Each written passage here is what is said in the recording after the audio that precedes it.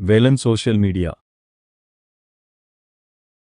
சந்தையில் அரிசியின் புழக்கத்தை அதிகரித்து விலையை குறைக்க மத்திய அரசு நடவடிக்கை எடுக்க வேண்டும் என்று பாமக தலைவர் அன்புமணி வலியுறுத்தியுள்ளார். தமிழகத்தில் கடந்த 15 நாள்களுக்கு முன் அரிசி விலை கிலோவுக்கு ரூபாய் 15 வரை உயர்ந்திருந்த நிலையில் இப்போது மீண்டும் கிலோவுக்கு ரூபாய் 3 முதல் ரூபாய் 15 வரை உயர்த்தப்பட்டுள்ளது. வெறும் 15 நாள் இடைவெளியில் சாப்பாட்டு அரிசியின் விலை கிலோவுக்கு ரூபாய் 30 வரை உயர்ந்திருப்பது அதிர்ச்சி அளிக்கிறது. கரப்பான்பூச்சி ஜனதா கட்சி சிஜேபி சார்பில் நேற்று முன்தினம் நாடாளுமன்றம் நோக்கி பேரணி நடத்தப்பட்டது. இந்த பேரணி தடுத்து நிறுத்தப்பட்டது. அன்றைய தினம் இரவு சிஜேபி ஆதரவாளர்கள் மீண்டும் ஜந்தர் மந்தரில் குவிந்தனர்.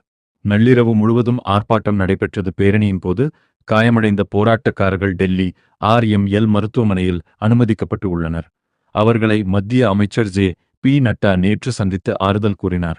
காங்கிரஸ் மூத்த தலைவர் ராகுல் காந்தி, பிரியங்கா காந்தி, வேணுகோபால் உள்ளிட்டோரும் நேற்று RML மருத்துவமனைக்கு சென்று காயமடைந்தவர்களை சந்தித்து பேசினர்.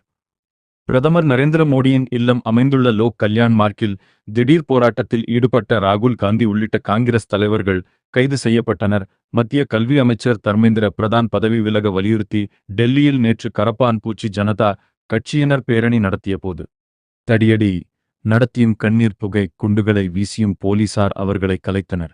போலீசார் நடத்திய தாக்குதலை கண்டித்தும் பிரதமர் நரேந்திர மோடி, உள்துறை அமைச்சர் அமித்ஷா, மத்திய கல்வி அமைச்சர் தர்மேந்திர பிரதான் ஆகியோர் பதவி விலக வலியுறுத்தியும் காங்கிரஸ் சார்பில் போராட்டம் முன்னெடுக்கப்பட்டது. ராகுல் காந்தி உள்ளிட்ட தலைவர்கள் பலர் கைது செய்யப்பட்டது ஜனநாயகத்துக்கு எதிரான நம் மக்களின் உணர்வுகளையும் மாணவர்களின் உணர்வுகளையும் ஒன்றிய அரசு மதித்தே ஆக வேண்டும். அதன் வெளிப்பாடாக நீட் தேர்வு அறவே அகற்றப்பட வேண்டும் என முதல்வர் விஜய் தெரிவித்துள்ளார். நீட் தேர்வு குளறுபடிகளை எதிர்த்து டெல்லியில் நடைபெற்ற இளைஞர்கள் போராட்டத்துக்கு ஆதரவாக களமிறங்கிய மக்களவை எதிர்க்கட்சி தலைவர் ராகுல் காந்தி உள்ளிட்ட தலைவர்கள் பலர் கைது செய்யப்பட்டது ஜனநாயகத்துக்கு எதிரானது. ஒன்றிய அரசின் இந்த செயல்பாடுகள் கண்டிக்கத்தக்கவை. செயற்கை நுண்ணறிவு AI துறை அமைச்சராக இந்தியாவில் பிறந்த கனிஷ்கா நாராயண் நியமிக்கப்பட்டுள்ளார்.